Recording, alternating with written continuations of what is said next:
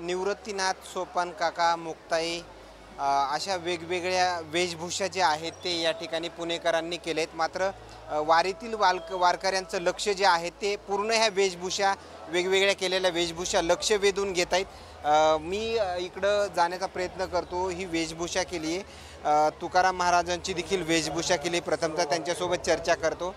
काय तुकाराम महाराजांची वेशभूषा केली, पूर्ण वारकऱ्यांचं लक्ष केंद्रित होत आहे। वेशभूषा केल्याच्या नंतर काय नेमकं फील होत आहे? सर्व भक्तजण येऊन पाया पडतायत, तर वेशभूषा केल्यामुळे नाकारता येत नाही, पण एक मनात येतं की आपण त्या ह्याला पात्र आहोत की नाही। तो ह्याचं पुढचं आचरण संत तुकारामांसारखं व्हावं असा प्रयत्न राहील। आज सर्व भक्तिमय झालेले आहेत या वातावरणात। सर्वजण आम्हाला येऊन नमस्कार करतोय। त्यांना हा जिवंत देखावा खूप आवडतोय।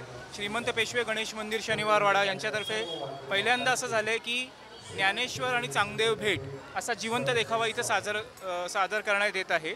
तर सर्वांचा खूप उदंड प्रतिसाद लाभलेला आहे आणि सर्वांना हा जिवंत देखावा, हे भिंत जी चालवलेली आहे, सर्वांची व्यक्तिरेखा आणि चांगदेव तुम्ही तिथं बघताय आहे, तिथं वाघाची पण प्रतिमा ठेवलेली आहे।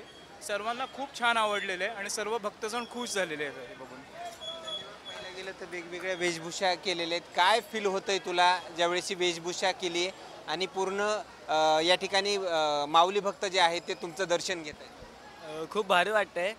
असं म्हणजे नाही का, सेम त्या ह्याच्यामध्ये गेल्यासारखं वाटतंय आणि ते वारकरी आमचे पाया पडतात तर खूप असं ग्रेट म्हणजे फील होतंय।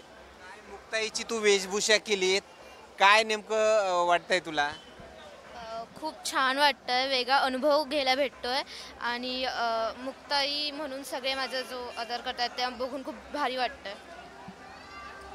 पहिलं गेलं तर वेगवेगळ्या प्रतिक्रिया ज्या आहेत ते येताना पाहायला मिळत आहेत। मात्र ज्यांनी या कार्यक्रमाचं आयोजन केलं गेलंय ते दादा इकडे काय सगळं ज्या पद्धतीनं हे पूर्ण सॉन्ग वाजतायत, इथले त्या पद्धतीनं तुम्ही डोलतायत गाण्यावरती, वेगवेगळे हावभाव करतायत, काय नेमकं वाटतं तुम्हाला?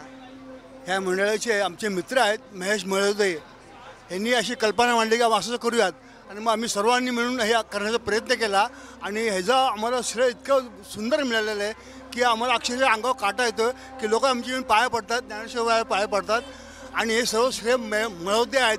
त्यांची जी कल्पना आहे आणि दरवर्षी आम्ही अशी कल्पना आम्हाला त्यांच्यामुळे मिळो अशी आमची इच्छा, बाकी काही नाही। यावर्षीची म्हणजे पहिलंच वर्ष आहे तुमचं? यावर्षी पहिलंच वर्ष आहे, आता आम्ही दरवर्षी करणार आहे असं। धन्यवाद। बाकी ज्यांनी या कार्यक्रमाचं नियोजन केलं त्याच्यातले काही नियोजन करते माझ्यासोबत आहेत। काय आगळी वेगळी संकल्पना आणि हा पूर्ण काय नेमकं प्रतिक्रिया? मुळात म्हणजे लाखो करोडो वारकरी या दिंडीमध्ये सामील होतात, माऊलींचं नामस्मरण करतात। तर ह्या प्रसंगाच्या निमित्ताने वारकऱ्यांच्या मनातल्या माऊलींचं स्मरण आम्ही करतोय की जेणेकरून पुढच्या पिढीला या प्रसंगांच्या माध्यमातून काही संदेश देणं, नामस्मरण करा असं सांगण्याचा उद्देश आम्ही गणेश मंदिराच्या माध्यमातून श्रीमंत पेशवे गणेश मंदिर हा उपक्रम राबवतो। इथं आम्ही सगळेजण या मंदिराचे कार्यकर्ते आहोत। दरवर्षी या इथं नित्यनेमाने वारकरी भंडारा केला जातो।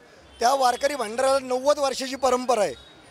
पुण्यामध्ये सगळ्यात पहिल्यांदा वारकरी भोजनाची व्यवस्था या मंदिराच्या माध्यमातून केली गेली आणि प्रसंगाचं सादरीकरण यावर्षी आम्ही पहिल्यांदा केलं आहे, कारण वारकऱ्यांना चहा पिता पिता 2 मिनटं क्षणिक विश्रांती मिळावी, पण त्या विश्रांतीमध्ये सुद्धा माऊलींचं स्मरण व्हावं म्हणून या प्रसंगाचं आयोजन केलेलं आहे।